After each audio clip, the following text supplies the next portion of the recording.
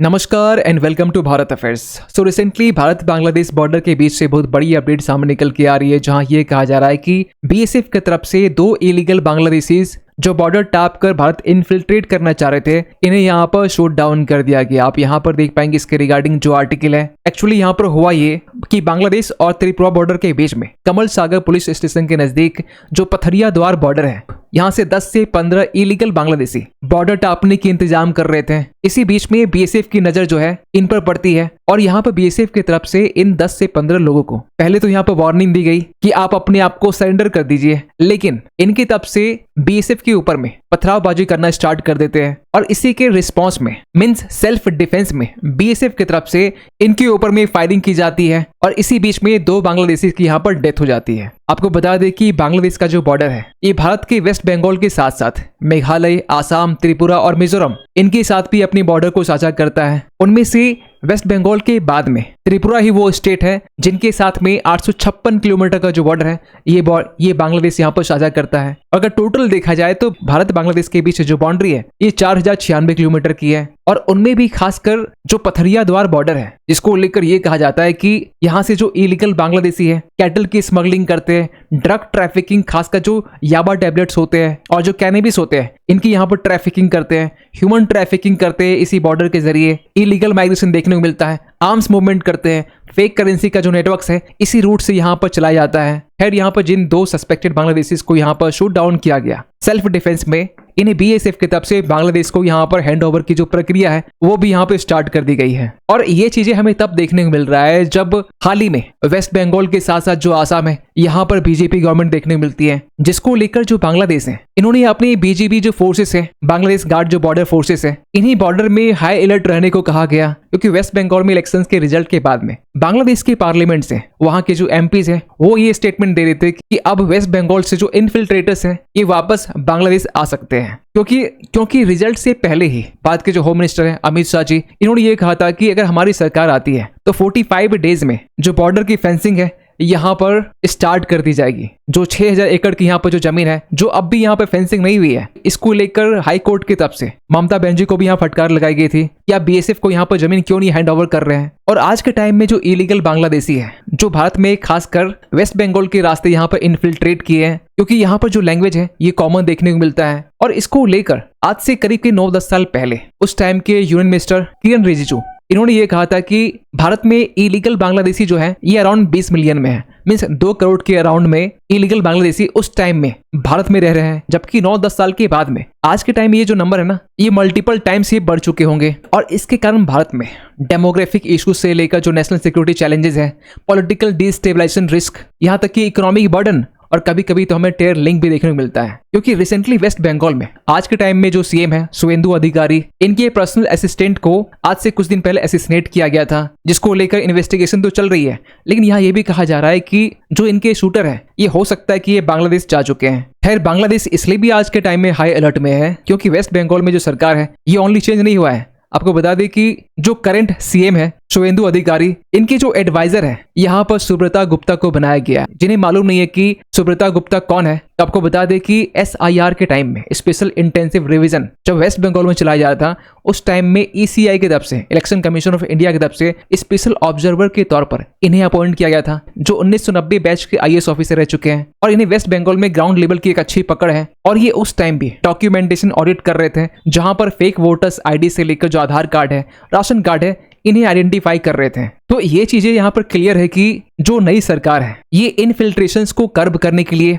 और जो इलीगल बांग्लादेशी है जो अब भी वेस्ट बंगाल में है, वैसे तो एसआईआर के टाइम में कुछ गिने चुने जो नंबर्स है ये वापस बांग्लादेश जा रहे थे, लेकिन अब भी यहाँ पर बड़े नंबर्स में जो इलीगल बांग्लादेशी है वो वेस्ट बंगाल में और अब तो वो जो आसपास के स्टेट्स हैं जैसे कि बिहार, इवन की झारखंड, यहाँ माइग्रेट कर चुके हैं। खैर यहाँ पर यह भी कहा जा रहा है कि जिस तरीके से आसाम में डिटेंशन फैसिलिटीज बनाया गया था मटिया ट्रांजिट कैंप के तौर पर, उसी तरीके से वेस्ट बंगाल में एक स्पेशलाइज्ड डिटेंशन फैसिलिटी यहाँ पर कंस्ट्रक्ट किया जाएगा। इसको लेकर भी कहा जा रहा है कि जो चीजें हैं अब यहाँ पर फास्ट ट्रैक में है कि ये जो पूरा मामला है ना 2019 के टाइम से पेंडिंग है, जहां ममता बनर्जी ने ये कहा था कि जो अनडॉक्यूमेंटेड इमिग्रेंट्स हैं इसके लिए जो डिटेंशन सेंटर है ये हम लोग वेस्ट बंगाल में बिल्ड करने नहीं देंगे। लेकिन अब क्योंकि यहाँ पर सरकार चेंज हो चुकी है तो इसी को यहाँ पर फास्ट ट्रैक तरीके से कंस्ट्रक्ट किया जा रहा है, जहां पर जो इलीगल बांग्लादेशी होंगे इन्हें यहाँ पर डिटेन कर रखा जाएगा और एक स्पेशल ट्रीटमेंट भी यहाँ पर दी जाएगी। और भारत की तरफ से 2020 से लेकर अब तक 1000 से ज्यादा यहाँ पर जो डिप्लोमेटिक नोट्स है या फिर हम ये कह सकते हैं कि जो मैसेजेस हैं वो बांग्लादेश को भेजा गया है, जिसमें इलीगल इमिग्रेंट्स के रिपेट्रिएशन को लेकर यहाँ पर बात की गई थी। और इसको लेकर भारत की तरफ से हाल ही में आप देख सकते हैं 9 मई का बेसिकली आर्टिकल है